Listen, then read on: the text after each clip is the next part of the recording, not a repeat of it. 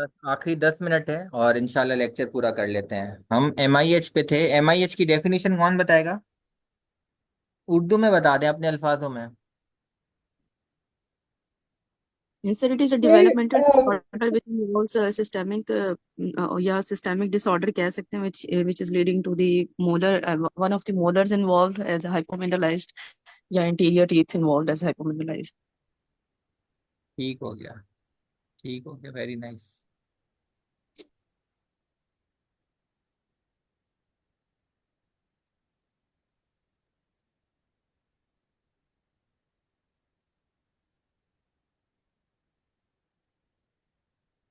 अब एमआईएच में एक ईटियोलॉजी है एमआईएच की, कि एमआईएच की रीजंस क्या होते हैं। तो इसका याद करने का जो तरीका है वो है कैप और पैड। कैप यू और पैड, ये इस तरह निमोनिक बनाया था, लेकिन आप देखो अपने हिसाब से कर लो। कैप यानी टोपी, यू किस तुम्हें टोपी पहनाना यू को, और पैड PAD पैड, लिखने वाली पैड, ठीक है ना। तो इस तरह याद किया था। तो आप लोग देख लो कि सारे याद नहीं किए थे मैंने, इसके अंदर जो आ रहे थे वही याद किए थे। तो अब सबसे पहले हम आते हैं कैप पे। कैप के सी से है चिकन पॉक्स हो जाना बच्चे को 3 साल से छोटी उम्र के अंदर। 3 साल से अगर छोटी उम्र में बच्चे को चिकन पॉक्स हो गया तो फिर चांसेस बहुत ज्यादा होते हैं।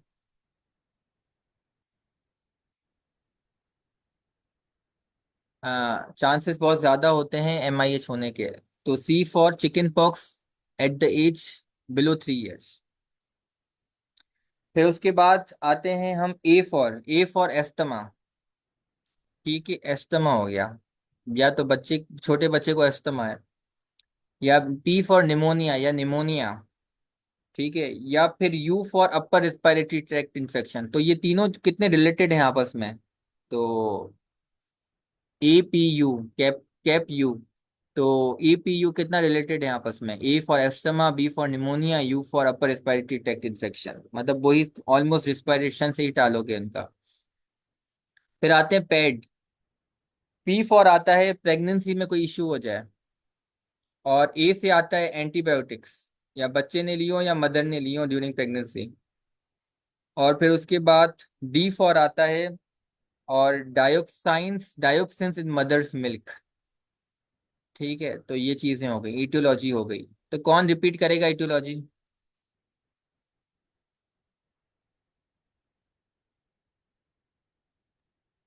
कोई रिपीट करना चाहता है इटियोलॉजी?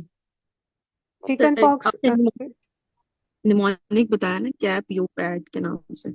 हम्म। तो कैप में जो है वो आपने बताया सी फॉर चिकन पॉक्स है।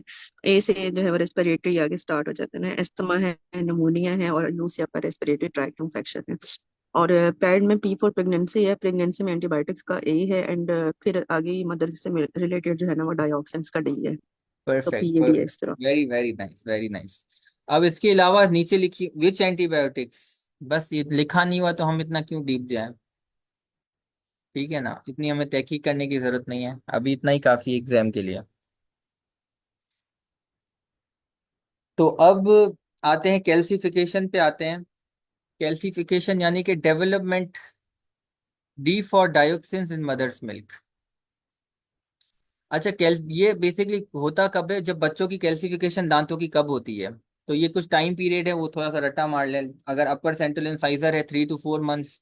Upper lower central central incisor 3 to 4 months हैं, लेटरल इंसाइजर 4 to 5 मंथ्स हैं, तो ये थोड़ा सा याद करना पड़ेगा। और मोलर है during the birth, at the time of birth.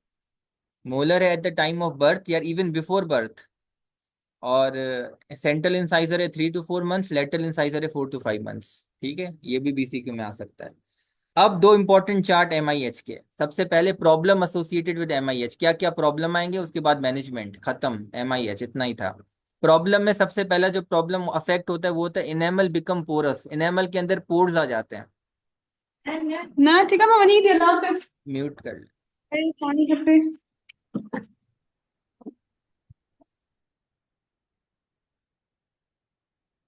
तो इनेमल बिकम पोरस, पोरस इनेमल्स के अंदर पोर्स आ जाते हैं। तो पोर्स अगर होंगे उससे क्या होता है, उस पोर्स के अंदर, पोर्स बेसिकली पता है क्यों होते हैं, क्योंकि हाइपोमिनरलाइजेशन होती है।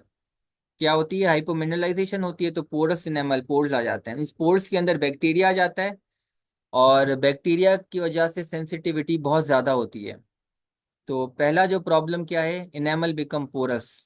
प्रॉब्लम नंबर टू, पोर्स की वजह से बैक्टीरिया आ जाएंगे पोर्स में, जिसकी वजह से बैक्टीरिया आ जाते हैं पोर्स के अंदर, फिर जिसकी वजह से क्या होगा, प्रॉब्लम नंबर थ्री, सेंसिटिविटी होगी। अब सेंसिटिविटी है तो उसकी वजह से क्या होगा, उसकी वजह से होगा कि टूथ ब्रशिंग करने में मुश्किल होगी और प्लाक एक्यूमुलेशन होगी, प्रॉब्लम नंबर फोर। और सेंसिटिविटी की वजह से क्या होगा, ट्रीटमेंट करना मुश्किल होगा, पेशेंट को, बच्चे को बहुत ज्यादा दर्द होगा जब आप हैंड पीस चलाओगे, तो problem number five. Problem number six, hypomineralisation होती हो की वजह से इनेमल बहुत वीक होता है, और वीक होता है तो टूटने के चांसेस ज्यादा होते हैं, problem number six. Problem number seven, discolouration होगी, येलोइश ब्राउन स्पॉट्स आ जाएंगे, व्हाइटिश ब्राउनिश येलोइश स्पॉट्स आएंगे, जिसकी वजह से एक एस्थेटिक अपीयरेंस चला जाएगा। तो ये सारे छह सात प्रॉब्लम्स है जो आपको याद करने हैं, एमआईएच में क्या प्रॉब्लम्स होते हैं। अब आते हैं ट्रीटमेंट मैनेजमेंट स्ट्रेटेजी, 5 स्टेजेस के अंदर मैनेजमेंट आपको याद करनी है। स्टेज नंबर वन, आइडेंटिफाई करना है सबसे पहले अफेक्टेड टीथ को अर्ली स्टेज में, एज अर्ली एज पॉसिबल आपने एमआईएच को डायग्नोस करना है। स्टेज नंबर टू, डायग्नोस करने के बाद आपने जो फोकस करना है वो करना है डिसेंसिटाइजेशन पे और रीमिनरलाइजेशन पे। डिसेंसिटाइजेशन का मतलब है कि पेशेंट को शदीद सेंसिटिविटी होती है, तो आपने उसकी सेंसिटिविटी कंट्रोल करनी है। कैसे करनी है, फ्लोराइड वार्निश के थ्रू कर सकते हो, सीपीपी एसीपी के थ्रू कर सकते हो, और टूथपेस्ट कंटेनिंग पोटेशियम नाइट्रेट जो टूथपेस्ट होते हैं वो दे सकते हो, कुछ भी कर सकते हो आप, मोलर्स में सीलेंट लगा सकते हो। तो आपने सेंसिटिविटी कंट्रोल करनी है और साथ में रीमिनरलाइजेशन थेरापी भी स्टार्ट कर देनी है। स्टेज नंबर थ्री में क्या करना है, आपने कैरीज को कंट्रोल करना है, एनेमल ब्रेकडाउन को कंट्रोल करना है, और रेस्टोरेशन करना शुरू हो जाना है, छोटी छोटी रेस्टोरेशंस करनी है ताकि आगे बड़ी रेस्टोरेशन करने की जरूरत ना पड़े। और जहां अगर जरूरत हो तो आपने स्टेनलेस स्टील क्राउन भी लगा देना है। आप चाहते हो दांत को लॉन्ग टर्म बचाया जाए, खास तौर पे मोलर्स के अंदर, तो मोलर्स में आपने क्या करना है, स्टेनलेस स्टील क्राउन लगाना है। तो स्टेज नंबर थ्री में क्या आएगा, रेस्टोरेटिव स्ट्रेटेजी आएगी। स्टेज नंबर टू के अंदर प्रिवेंटिव स्ट्रेटेजी आएगी। स्टेज नंबर वन के अंदर आइडेंटिफिकेशन आएगी। स्टेज नंबर फोर के अंदर ऑर्थोडोंटिक ओपिनियन आएगा, कि ऑर्थोडोंटिस्ट असेसमेंट करेगा कि भाई अगर एक्सट्रैक्शन की जरूरत है तो उन दांतों को एक्सट्रैक्ट कर लो। और स्टेज नंबर फाइव में मेंटेनेंस आती है। तो ये 5 स्टेजेस हैं। तो कोई बताएगा जल्दी से कि कौन से स्टेजेस होते हैं मैनेजमेंट के, जल्दी से बता दे ताकि आगे चलें। आखिरी 2 टॉपिक, स्टेनलेस स्टील क्राउन और एडहेसिव कुपिंग। जी। स्टेज वन में डायग्नोसिस आएगा, स्टेज जी। टू में रीमिनरलाइजेशन आएगी जी जिसमें शाबाश। प्रिवेंशन प्रिवेंटिव थेरेपी है, स्टेज थ्री में प्रिवेंशन और रेस्टोरेटिव ऑप्शंस आ जाएंगे, स्टेज फोर में orthodontic opinion and stage five में मेंटेनेंस। ठीक हो गया, परफेक्ट है। अच्छा, स्टेज थ्री में सिर्फ रेस्टोरेटिव है और प्रिवेंटिव स्टेज टू के अंदर है, और सेंसिटिविटी को कंट्रोल करना भी स्टेज टू के अंदर है। अब आते हैं स्टेनलेस स्टील क्राउन के। इसके इसमें होता क्या है स्टेनलेस स्टील क्राउन में, कि ये एक बना बनाया क्राउन आता है, मेटल का होता है, डायरेक्ट बच्चों में लगा देते हो, बच्चों के प्राइमरी मोलर्स में लगाते हो या परमानेंट मोलर्स में लगाते हो, तो डायरेक्ट लगा देते हो, इंप्रेशन की जरूरत नहीं होती। तो इसके एडवांटेजेस क्या है, advantage number one, no need of impression, no need of laboratory, no need of temporisation, कोई कोई और number four, no laboratory cost, cost भी नहीं है, सस्ता है, मतलब आपको बस डायरेक्ट खरीदना है और लगाना है। Number five, single visit procedure. Number six, easy to place, आसान है लगाना। Number seven, cover the entire crown, reduce thus it reduces the sensitivity. और उसके अलावा गुड रिटेंशन रेट, ऐसे निकलता नहीं है, लगा रहेगा तो यक्का लगा रहेगा। तो इतने सारे इसके स्टेनलेस स्टील क्राउन के एडवांटेजेस हैं। लेकिन नुकसानात क्या हैं, नुकसानात क्या है, नुकसानात number, root canal treatment in case of pain होगा। अरे क्या, मैं नहीं समझा। अच्छा, नुकसानात क्या है, नंबर वन, इसकी जो मार्जिन होती है वो सब जिंजाइवल होती है। और नंबर टू, थोड़ी सी टूथ प्रिपरेशन की जरूरत होती है। और नंबर थ्री ये है कि आपने अगर परमानेंट फर्स्ट मोलर में स्टेनलेस स्टील क्राउन लगाया है बच्चे को 8 साल की उम्र में, तो आपने 13 से 14 साल की उम्र में वो स्टेनलेस स्टील क्राउन निकालना पड़ेगा। क्यों निकालना पड़ेगा, क्योंकि जाहिर है परमानेंट क्राउन लगाओगे, जिंदगी भर तो नहीं, बड़ा जब बच्चा हो जाएगा तो थोड़ी स्टेनलेस स्टील क्राउन लगाओगा। तो ये एक टेम्परेरी मेजर है अगर तुम परमानेंट फर्स्ट मोलर में लगा रहे हो। तो ये 3 नुकसान आते हैं, नंबर वन, सब जिंजाइवल मार्जिन होती है इसकी। नंबर टू, टेम्परेरी मेजर है, आपने बाद में निकालना होता है, इसको रिप्लेस करना पड़ेगा। और नंबर 3 इसमें थोड़ी सी क्राउन कटिंग की जरूरत होती है। अब टेक्निक में क्या करोगे, सबसे पहले एलए लगाओगे पेशेंट को, और उसके बाद स्टेन कैरियस टिश्यू है उसको रिमूव करोगे और उसको रेस्टोर करोगे। अब क्राउन कटिंग किस तरह होगी, ऑक्लूजल रिडक्शन करोगे नंबर 1। नंबर 2 प्रॉक्सिमल रिडक्शन करोगे। प्रॉक्सिमल रिडक्शन करना जरूरी है ताकि सामने वाले दांत से कांटेक्ट टूट जाए। और किससे करोगे, थिन टेपर फिशर बर्ड से। बक्कल और लिंगुअल प्रिपरेशन करना ऑप्शनल है, कुछ ऑथर्स कहते हैं कर लो थोड़ी सी, कुछ कहते हैं बिल्कुल करने की जरूरत नहीं है। तो इन शॉर्ट क्या करना पड़ेगा, number 1 occlusal reduction proper, proximal reduction proper ताकि गैप पैदा हो जाए। Number 3 buccal and lingual preparation मर्जी है, और अगर कर रहे हो तो वेरी मिनिमल करो, मतलब बिल्कुल स्लाइट प्रिपरेशन करनी है। उसके बाद आपने स्टेनलेस स्टील क्राउन को सिलेक्ट करना है और उसको साइज उसकी बराबर रखनी है, तो उसको थोड़ा सा कट भी किया जाता है। कभी आप स्टेनलेस स्टील क्राउन डालोगे दांत के अंदर, तो जो मार्जिनल जिंजैवा होती है ना, उसके 1 मिलीमीटर नीचे तक आना चाहिए। कहाँ तक आना चाहिए, मार्जिनल जिंजैवा के 1 मिलीमीटर नीचे तक। लेकिन अगर 2 मिलीमीटर नीचे तक आया है तो क्या करोगे, तो थोड़ा सा उसको काट दोगे। किससे काटोगे, शार्प बीबी सीजर्स। ये याद करना बीसीक्यू का पॉइंट है, बीबी यानी कि मैं इस तरह याद किया था, बेनजीर भुट्टो ना, तब वो शॉर्ट फॉर्म बीबी, तो शार्प बीबी सीजर से आप स्टेनलेस स्टील राउंड को कट कर सकते हो। कितना कट करना है, ये भी बीसीक्यू का point. It should be 1 millimetre below the marginal gingiva. यानी कि ये मैंने बता चुका हूँ, सब जिंजैवल हो, लेकिन सब जिंजैवल कितना, 1 मिलीमीटर बिलो, 1 मिलीमीटर सब जिंजैवल, उससे ज्यादा न होए तो काट दो। किससे काटो, बीबी सीजर्स। उसके बाद उसको थोड़ा सा आपने अडॉप्ट करना पड़ता है। वो किससे करना पड़ता है, एक अलग से प्लायर्स आते हैं, उनका नाम है क्रिम्पिंग प्लायर्स, ये भी नाम याद करना पड़ेगा, क्रिम्पिंग प्लायर्स। उससे आपने उसको अडॉप्ट किया, कॉन्टोर किया, और आखिर में आपने जीआईसी से ल्यूट कर दिया, खत्म बात। किससे ल्यूट करोगे, जीआईसी से। इसके अलावा एक और क्राउन जो बच्चों में लगा सकते हो, उसको कहते हैं कास्ट अडेसिव कोपिंग। क्या बोलते हैं, कास्ट अडेसिव कोपिंग। उसमें बेसिकली क्या करना होता है आपको, उसके एडवांटेजेस क्या हैं, नंबर 1 इसके मार्जिन हमेशा सुप्राजिंजाइवल होते हैं।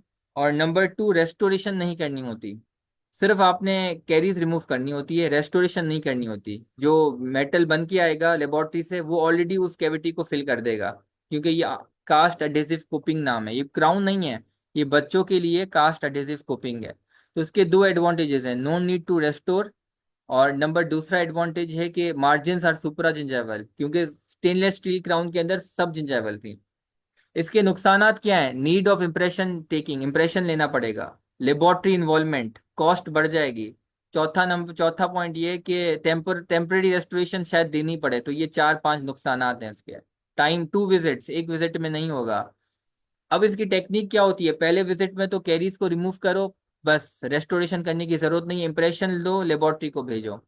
विजिट नंबर 2 के अंदर पहले कास्ट कोपिंग जो आती है ना, उसको चेक करो, अगर उसकी फिटिंग चेक है तो उसको आपने लगाना, पता है कौन से सीमेंट से होता है, जीआईसी से नहीं लगाना होता। आपने रिजिन सीमेंट इस्तेमाल करना है। कौन सा सीमेंट इस्तेमाल करना है, बीसीक्यू का जवाब है रिजिन सीमेंट। और रिजिन सीमेंट कौन सा वाला, जिसके अंदर एक इंग्रेडिएंट होता है, उसको कहते हैं 10 MDP। क्या कहते हैं, 10 MDP। 10 MDP क्या करता है, वो मेटल को जोड़ देता है दांत से। तो आपने कौन सा सीमेंट इस्तेमाल करना है, रिजिन सीलेंट और रिजिन सीमेंट। और उसके अंदर कौन सा इंग्रेडिएंट होना चाहिए, 10 MDP। तो आपने क्राउन अंदर लगाया सीमेंट के, और 3 मिनट लगते हैं सेट होने में। कितने मिनट लगते हैं, 3 मिनट लगते हैं। एक दफा क्राउन 3 मिनट लग गए सेट होने में, फिर आपने क्या करना है, एक अलग से चीज आती है जिसको कहते हैं ऑक्सीजन इनहिबिटिंग मटेरियल। वो आपने मार्जिन पे अप्लाई करना है 3 मिनट के लिए दोबारा। तो टोटल 6 मिनट हो गए, 3 मिनट सीमेंट लगाया, 3 मिनट एक ऑक्सीजन इनहिबिटिंग मटेरियल लगाया मार्जिन पे क्राउन लगाने के बाद। उसके बाद खत्म हो गया, और बस चेक कर लो। तो this is all for today. ये हमारे आज का चैप्टर हमने 80% कंप्लीट कर लिया है। और कल इंशाल्लाह हम कोशिश करेंगे कि चैप्टर आगे वाला जो चैप्टर है उसकी भी इंपॉर्टेंट पॉइंट्स कवर करें। इस तरह हम पीडियाट्रिक बहुत जल्दी जल्दी कर रहे हैं, एक चैप्टर हमने ऑलरेडी अपलोड भी कर दिया, एक में इंशाल्लाह आज या कल अपलोड कर दूंगा। तो एक एक हफ्ते में 3 या 4 चैप्टर्स हो रहे हैं। तो आई होप कि आपकी पीडियाट्रिक कंप्लीट होने वाली है ऑलमोस्ट। सर ऐसे sir spongin excuse me remove क्यों करते हैं, रिमूव इसलिए करते हैं सर क्योंकि मोल जिंदगी भर तो नहीं लगा हुआ होगा, जब बच्चा बड़ा हो जाएगा तो उसको असली वाले क्राउन लगाने हैं, जो कि नॉर्मली क्लिनिक्स पे हम लोग लगाते हैं। सर ये आप कौन सा क्राउन कह रहे हैं, आपने कौन सा क्राउन का बताया है, रिजिन सीमेंट वाला, ये अलग से क्राउन है, एडेसिव कोपिंग कहते हैं इसको। क्या बोलते हैं, सर एडेसिव। मोलिक हाइपोप्लेजिया में अगर कैरीज एक्सटेंड कर रही हूँ तो उसमें फिर हमने रूट कैनाल भी तो करनी होगी हाँ इन करनी। Case of this. तो मेरा क्वेश्चन ये है ना, फिर हम्म, अब तो उसमें भी हमने रेस्टोरेशन नहीं करनी आफ्टर आरसीटी कंप्लीशन हाँ हाँ, स्टेनलेस इन स्टील केस। क्राउन लगा देंगे, हाँ। सही। अच्छा, अडेसिव कोपिंग ना, ये भी स्टेनलेस स्टील क्राउन की तरह ही होता है। ये आप लोगों ने नहीं देखा अपने आंखों से कभी ना, ओपीडी में जो होते हैं पीएफएम क्राउन ये अलग है। अडेसिव कोपिंग बेसिकली क्या होता है, मेटल के ही क्राउन है, प्योर मेटल होगा पूरा, स्टेनलेस स्टील क्राउन की तरह। लेकिन फर्क क्या है, ये लेबोरेटरी से बनते हैं, और स्टेनलेस स्टील क्राउन ऑलरेडी बने बनाए आते हैं, दुकान से खरीदने हैं आपने। इम्प्रेशन नहीं लेना होता इसमें, आप इम्प्रेशन लेते हो और उसी के माप पे एक वो बना के देते हैं, मेटल की कोपिंग बना के देते हैं। बेसिकली ये कोपिंग है मेटल की, जो लगा देते हो, फिट कर देते हो। और ये भी परमानेंट नहीं है, ये भी टेम्परेरी है। पर जब बच्चा बड़ा हो जाएगा ना, तो फिर आपको तो वही करना है काम, जो पीएफएम क्राउन लगाते हो, जिरकोनिया क्राउन लगाते हो, तो वो तो असली वाले क्राउन लगाने हैं आपको, प्रॉपर इंप्रेशन लेके मार्जिन्स बना के। ये तो ऐसे ही आपने एक टेम्परेरी काम करना है 3-4 साल के लिए, स्टेनलेस स्टील क्राउन। क्योंकि तब आप इंप्रेशन नहीं ले सकते, क्राउन नहीं लगा सकते। परमानेंट क्राउन क्यों नहीं लगा सकते, क्योंकि मार्जिनल जिंजेवा में अभी ग्रोथ हो रही है, ग्रोइंग फेज में है, वो अभी अपनी जगह पे नहीं आया। तो फिर वो सारा गड़बड़ हो जाएगा मामला, तो कभी भी इतना जल्दी क्राउन नहीं लगा सकते बच्चे में। कम से कम पोस्टीरियर लगा सकते हो जब 13 साल का हो जाए, और एंटीरियर लगा सकते हो जब 16 या 18 साल का हो जाए। इन शॉर्ट, जब जिंजाइवल मार्जिन अपनी पोजीशन पे आ जाए उसके बाद ही क्राउन लगा सकते हो, वरना नहीं लगा सकते। So this is sir all. Cupping, हाँ। कूपिंग इंट्राकोरोनल रेस्टोरेशन में नहीं आता? क्या नहीं आता? सर इंट्राकोरोनल रेस्टोरेशन में नहीं आता सर, ये पूरा कंप्लीट कवर करता है क्राउन ये कितना ही? ये डिपेंड है कितना कवर करे, ये एक्स्ट्रा नहीं, इंट्रा कोरोनल में नहीं, ये एक्स्ट्रा कोरोनल में भी आ सकता है, इंट्रा कोरोनल में भी आ सकता है, डिपेंड है कितना कवर करवाओ आप। जितने का इंप्रेशन होगा उतने को कवर करेगा। यानी होल सरफेस को भी कर सकता है, और विद इन जो है ना कस के अंदर भी, मतलब इंट्राकोरोनल भी हो सकता है। हाँ बिल्कुल हो सकता है। 3 मिनट। ये जो एडेसिव कोपिंग बन के आएगी ना, इसको जब ग्लूट ग्लूट करते हैं तो 3 मिनट के लिए ऐसे प्रेस करके रखोगे, क्योंकि रेजिन सीमेंट को सेट होने में 3 मिनट लगता है।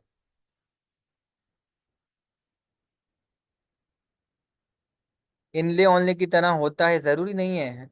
ये तो अगर आप फेशियल सरफेस को इन्वॉल्व कर रहे हो, या मतलब चारों तरफ कटिंग कर रहे हो, तो फिर इनले ऑनले की तरह नहीं होगा। लेकिन अगर सिर्फ आप कस्प को कवर कर रहे हो तो ऑनले की तरह हो जाएगा। अगर कस्प के अंदर कर रहे हो तो इनले की तरह हो जाएगा। ईयर्स फॉर परमानेंट क्राउन 13 साल होते हैं मोलर्स के लिए, 16 से 18 साल इंटीरियर के लिए। इन शॉर्ट, जब मार्जिनल जिंजावा की स्टेबिलिटी आ जाए।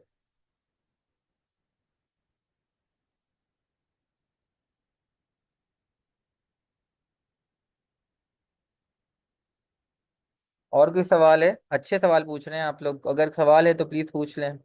बहुत इंपॉर्टेंट चैप्टर है जो हमने ये कवर किया है। सर कभी कभी MIH के पेशेंट्स आते हैं ना, तो उनका बिल्कुल पिटेड सी सरफेस होती है इंसाइजर्स की, और उसी तरह मोलर्स की ना, कि वो हाइपोप्लेजिया लग रहा होता है। लेकिन कभी कभी वो फ्लोरोसिस से नहीं डिफरेंशिएट हो पा रहा होता, कि उसमें भी पिटिंग हो रही होती है। तो सर वो कैसे पता चलेगा क्लिनिकली?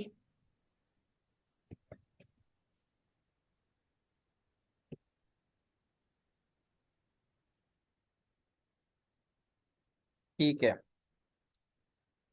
वो इस तरह पता चलेगा, प्रॉपर हिस्ट्री लोगे, पेशेंट से पूछोगे कि वो बचपन में कहाँ रहता था, और आ, उसमें कौन सा पानी पीता था, तो हिस्ट्री से पता चल जाता है। सारा हिस्ट्री का गेम है। क्लिनिकली मालूम तो नहीं होगा, हिस्ट्री से मालूम हो जाएगा। Sir, if S S crown is 1 millimetre below margin then why it is still? नहीं, it is not supra gingival, it is सब जिंजाइवल, ये इसका डिसएडवांटेज था।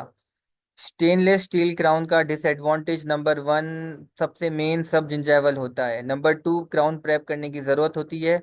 और नंबर 3 के टेम्पररी होता है, हटाना पड़ता है ऑक्सीजन। इनहिबिटिंग मटेरियल क्यों यूज करते हैं, क्या एडवांटेज है इसका? इसकी ज़्यादा डिटेल्ड इन्फॉर्मेशन नहीं है, बस इसकी बेसिकली ये है कि वरना क्या होता है कि मार्जिन्स पे ना बाहर की जो कॉन्टेमिनेशन है ना वो आ जाती है। तो आपने ऐसा एक मटेरियल लगाना होता है जो उसको इनहिबिट कर दे, रोक दे बाहर की कॉन्टेमिनेशन को, बस बेसिकली ये इसका कॉन्सेप्ट है। तो ज्यादा डीप में इसके जाने की जरूरत नहीं है, ये प्रोस्तो का मुद्दा है, उतने ज्यादा इतना कॉन्सेप्ट में नहीं जानना, ज्यादा डीप जाने की जरूरत नहीं है। बस कॉन्टेमिनेशन से बताएगा, मेन पॉइंट ये ऑक्सीजन इनहिबिटिंग का काम होता है।